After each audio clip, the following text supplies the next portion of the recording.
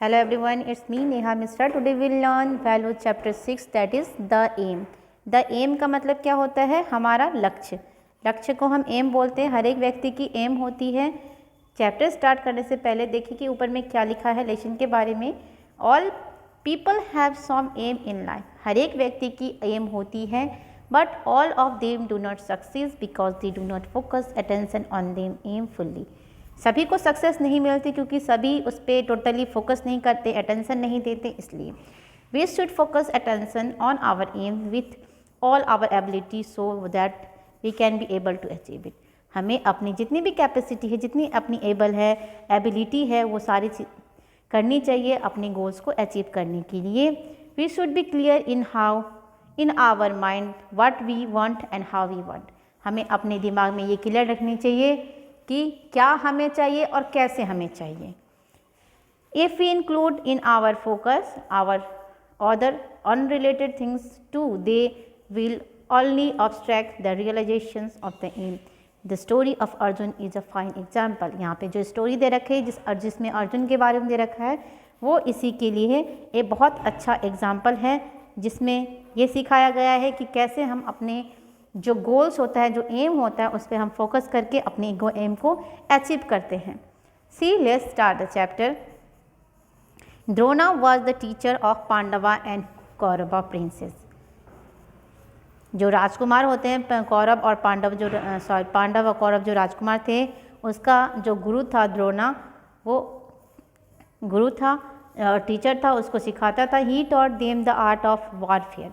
लड़ाई करना उन्होंने सिखाया है उन लोगों को. He taught them how to use different type of weapons that they prevail in those days. Bow, arrow, spear, swords, mace, lances, etc. उन्होंने सिखाया कि उस टाइम कैसे लड़ाई की जाती थी, चाहे वो निशानेबाजी हो, चाहे स्पेयर हो, स्वॉर्ड से, तलवार से, किसी भी चीज़ें से उन्होंने सिखाई. Beside also devoted himself to the task of teaching them tactics and strategy that were used in warfare of those olden times. उस पुराने ज़माने में जैसे लड़ाई की जाती थी उसकी सारी टेक्निक्स इन्होंने ही सिखाई थी. In those days battle used to be ways face to face, so he also taught them how to form various battle formation और एरेज. और उन्होंने उस टाइम कैसे लड़ाई होती थी, फेस टू फेस लड़ाई होती थी. जब एक ग्रुप के व्यक्ति पूरे वहाँ पे जमा होते थे, एक साइड वो रहते थे, दूसरे साइड वो रहता था, और उसके बाद लड़ाई स्टार्ट होती थी. जैसे कि हम महाभारत रामायण में देख सकते हैं. He would test his pupil from time to time in order to know the progress of his pupil. वो अपने जो पपिल यानी कि जो शिष्य थे उनके हमेशा टाइम टू टाइम टेस्ट लेते रहते थे कि कितना उन्होंने सीखा है, जो उन्होंने सिखाया है उसमें वो कितना सक्षम हुए हैं. This incident took place in such one periodical test. और ये भी इंसिडेंट जो यहाँ पे डिस्कस की गई है वो भी एक उनके टेस्ट का ही हिस्सा है.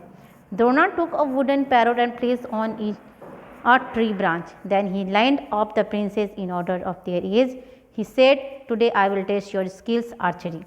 और निशानेबाजी में इन्होंने टेस्ट लिया, तीरंदाजी जो तीर चलाते थे, और उन्होंने बोला कि मैंने यहाँ वहाँ पे वो एक तोता रख दिया पेड़ पे, और वो जो लकड़ी का था, और उन्होंने बोला कि मैं आज तुम लोग का टेस्ट. और उन्होंने बोला कि ध्यान रखना कि तुम्हारा एम जो है सबसे पहले किस पे होना चाहिए, एरो पे जो एम है कैसे चलाओगे तुम. Remember taking aim is the most important part before an arrow is shoot. और उन्होंने बताया कि तीर चलाने से पहले तीर किस पे चला रहे हैं, वो निशाना कहाँ लगने वाला, वो सबसे पहले ध्यान में रखें, अपना एम बनाएं उसको.